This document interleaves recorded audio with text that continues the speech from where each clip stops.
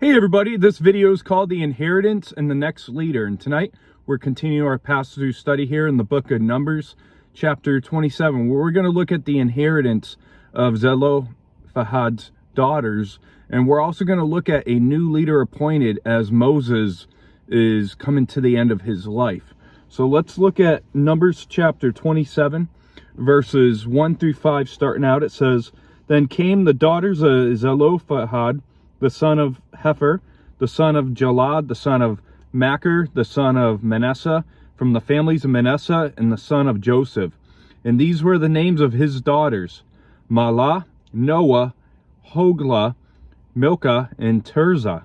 And they stood before Moses, before Eleazar, the priest, and before the leaders and all the congregation, by the doorway of the tabernacle of meeting, saying, Our father died in the wilderness, but he was not in the company of those who gathered together against the Lord in company of Korah, but he died in his own sin, and he had no sons. Why should the name of our father be removed from among his people, because he had no son? Give us a possession among our father's brothers." So Moses brought their case before the Lord. So we see the coming distribution of the land of Canaan presented with a difficulty for the family of Zelophehad. And that's because he had no sons. And if you recall, prior in Israel's history, an inheritance would go to one's oldest son. But this guy had no sons. He had 5 daughters.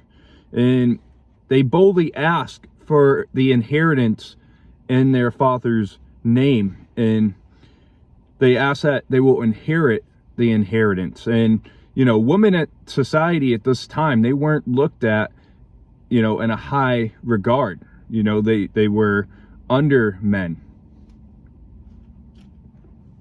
And so Zelophehad, he died under God's judgment in the wilderness, like the rest of the faithless Exodus generation. But normally the land inheritance was passed, as mentioned, from the fathers to sons and not to daughters. And yet today, feminists, they might say this was very unfair for women, but they received a dowry from their father when they were getting married. And a dowry was, a big gift in meaning. And that could consist of stuff like clothes and jewelry, money and furniture. And it helped provide for his daughter in the event that she became a widow or the man abandoned her. And Moses sought God in Zelophehad's circumstance. In verse 6 through 11, it says, "And the Lord spoke to Moses, saying, The daughters of Zelophehad speak what is right. You shall surely give them a possession of their inheritance of their father's brothers, and cause the inheritance of their father to pass to them. And you shall speak to the children of Israel, saying, If a man dies and has no son, then you shall cause his inheritance to pass to his daughter. If he has no daughter, then you shall give his inheritance to his brothers. And if he has no brothers, then you shall give his inheritance to his father's brothers. And if the father has no brothers, then you shall give his inheritance to the relative closest to him in his family, and he shall possess it. And it shall be to the children of Israel a statute of judgment, just as the Lord commanded Moses." So we see the Lord's decision that the daughters should receive the inheritance where Zelophehad had no sons. And this became the basis of perpetual statute in Israel in the governance of inheritance. And the order of inheritance established went son, daughter, brother, paternal uncle, and then the next closest relative of the family. And this same order was followed back in Leviticus chapter 25, verse 48-49, that dealt with various cases of the redemption of land in the year of Jubilee. And now when his daughters inherited, when there was no sons, when they married, it would become a problem with the father's estate being destroyed, and they would take the family land with them. In chapter 36, as the book of Numbers wraps up, we see that this topic here in chapter 27 is elaborated on more. The laws are elaborated more on if his daughters get the inheritance and they marry someone outside the tribe, what takes place. So chapter 36 brings additional rules of governing the marriage of the daughters of inheritance. And what's remarkable about these laws is that they were made in anticipation and faith of coming into the land of an inheritance in the Canaan. In verse 12 through 14, it says, "Now the Lord said to Moses, Go up to this Mount Abarim, and see the land which I have given to the children of Israel. And when you have seen it, you also shall be gathered to your people, as Aaron your brother was gathered, for in the wilderness of Zin, during the strife of the congregation, you rebelled against my command to hallow me at the waters before their eyes. These are the waters of Meribah at Kadesh, in the wilderness of Zin."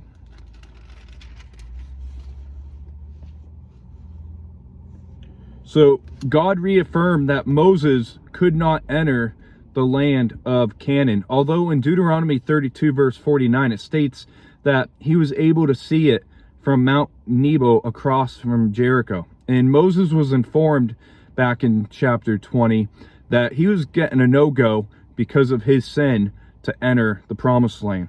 In verse 15 through 17 it says, "Then Moses spoke to the Lord, saying, Let the Lord, the God of the spirits of all flesh, set a man over the congregation, who may go out before them and go in before them, who may lead them out and bring them in, that the congregation of the Lord may not be like sheep, which have no shepherd." So Moses' greatest concern was that if he was to die, that Israel would not have a good leader who would be a shepherd. And the Lord answers his request here with a man named Joshua. And notice that Moses doesn't make it all about himself. He's not trying to talk God out of, changing, repenting. He's not trying to ask God to change his mind on letting him live, or he's not complaining about the circumstances that are declared to him, but he is focused on the people of Israel and not himself. He has the leader mentality, and that's what selflessness looks like, and that's what as Christians we need to aim to be. As Paul said in Philippians 2:3, to be humble, thinking of others over yourself. And sheep without shepherds are in constant danger in the survival of the necessities that they need. And when they have no leadership and direction, sheep get taken out. In verse 18 through 23, to wrap up the chapter, it says, "And the Lord said to Moses, Take Joshua the son of Nun with you, a man in whom is the Spirit, and lay your hand on him. Set him before Eleazar the priest, and all before the congregation, and inaugurate him in their sight. And you shall give some of your authority to him, that all the congregation of the children of Israel may be obedient. He shall stand alone before Eleazar the priest, who shall inquire before the Lord for him by the judgment of the Urim. At his word they shall go out, and at his word they shall come in, he and all the children of Israel with him, all the congregation. And Moses did as the Lord commanded him. He took Joshua and set him before Eleazar the priest and all the congregation, before all the congregation. And he laid his hands on him and inaugurated him, just as the Lord commanded by the hand of Moses." So we see that Moses obeys God. He publicly lays his hands on Joshua in an external ceremony, as Joshua already was empowered by the Holy Spirit. And the laying of the hands is signified the transfer of Moses' leadership to Joshua. And this might remind you with some church practices, when a new pastor is taken over a congregation, sometimes they'll pass a baton to each other as part of a ceremony, as an external picture of what's happening. And back in Numbers chapter 8 verse 10, the laying of the hands accompanied a dedication to an office, and Moses was to pass on some of the honor or the majesty that he had to Joshua, as Joshua 3:7 displays later on in the book of Joshua. And Moses had been able to communicate directly with God, as seen in Numbers chapter 12 verse 8, But Joshua would receive the word from the Lord through the high priest, through the Urim that was part of the high priest's breastplate. And if you remember back in the book of Exodus chapter 38, verse 8 through 21, we looked at the breastplate and the Urim of the high priest. And it's a means of determining God's will. But now the nation should expect to follow Joshua. So to wrap up this video, we look at the case and the requests of Zelophehad's daughters, and we see the settlement on what God has established in exigent circumstances where a man passes but he doesn't have any sons to receive his inheritance. We see that God puts order in there that allows his daughters, if there's no sons, to get his inheritance, and if there's no children at all, his brothers would get it. And we saw that God reminds Moses of his coming death, and we see how Moses responds to that. We see that Moses doesn't respond with fear, that he responds with concern for those who were under him.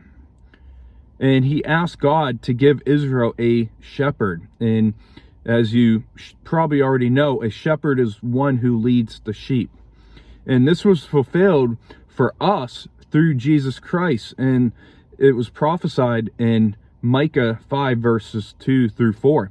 And I want to go over to John chapter 10. This is the greatest chapter in the New Testament that points to Jesus as the good shepherd. So Numbers chapter 10 verse 1 through 16, it says, "Most assuredly I say to you, he who does not enter the sheepfold by the door, but climbs up some other way, the same is a thief and a robber. But he who enters by the door is a shepherd of the sheep. To him the doorkeeper opens, and the sheep hear his voice, and he calls his own sheep by name, and he leads them out. And when he brings out his own sheep, he goes before them, and the sheep follow him, for they know his voice. Yet they will by no means follow a stranger, but will flee from him, for they do not know the voice of strangers." Jesus used this illustration, but they did not understand the things which he had spoke to them. And then Jesus said to them again, "Most assuredly I say to you that I am the door of the sheep. All who ever came before me are thieves and robbers, but the sheep did not hear them. I am the door. If anyone enters by me, he will be saved, and will go in and out and find pasture. The thief does not come except to steal, kill, and destroy. I have come that they may have life, and that they may have it more abundantly."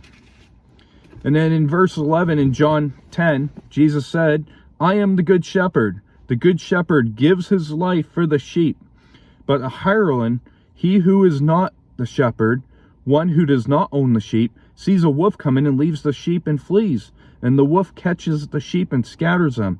The hireling flees because he is a hireling and does not care about the sheep. I am the good shepherd, and I know my sheep and am known by my own.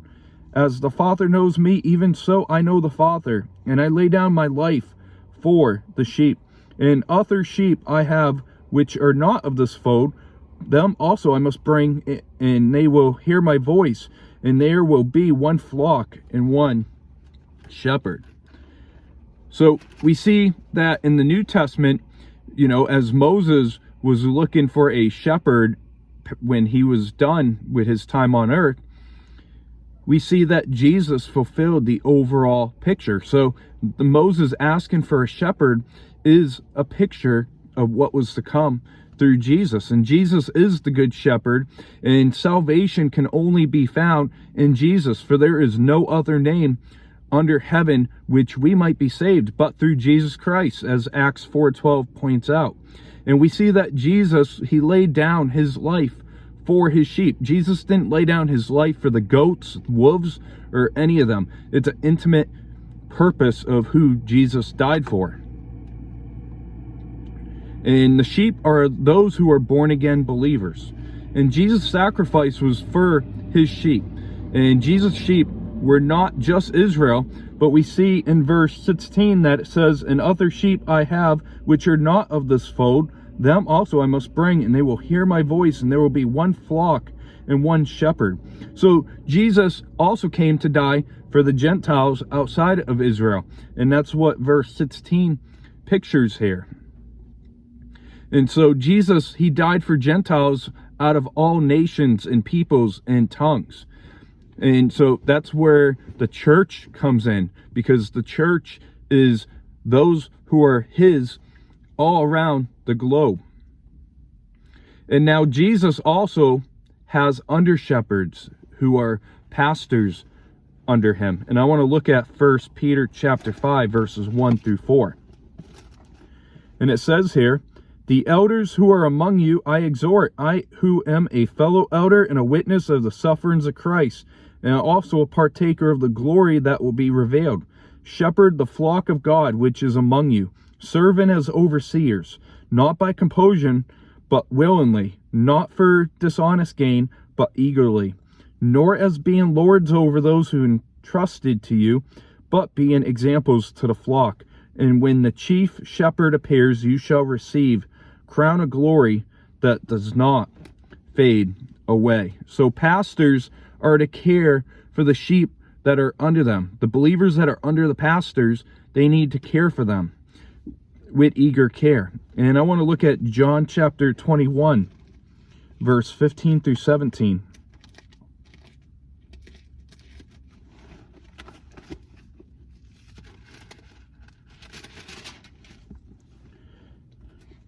It says here, "So when they had eaten breakfast, Jesus said to Simon Peter, 'Simon, son of Jonah, do you love me more than these?' And he said, 'Yes, Lord, you know that I love you.' He said to him, 'Feed my lambs.' He said to him again a second time, 'Simon, son of Jonah, do you love me?' He said to him, 'Yes, Lord, you know that I love you.' He said to him, 'Tend my sheep.' He said to him the third time, 'Simon, son of Jonah, do you love me?' And Peter was grieved because he said to him the third time, 'Do you love me?' And he said to him, 'Lord, you know all things. You know that I love you.' Jesus said to him, 'Feed my sheep.'" So under shepherds are to feed and lead the sheep in guidance and provide direction for the sheep to follow. You know, they're appointed by Christ. If they are actually a pastor under Christ, they're under shepherds, and they're appointed for that purpose. And Moses here showed the nature of Jesus by his concern. But in John chapter 21, verse 15 through 17, those are words that pastors should be looking over daily.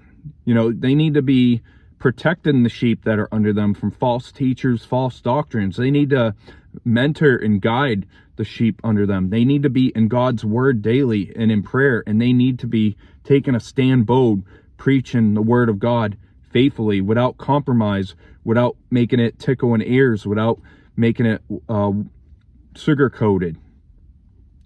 In Mark chapter 6 verse 34, one last verse here.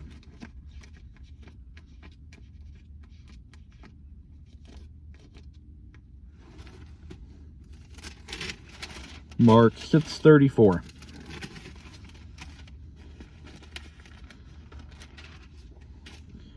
It says here, "And Jesus, when he came out, saw a great multitude and was moved with compassion for them, because they were like sheep not having a shepherd.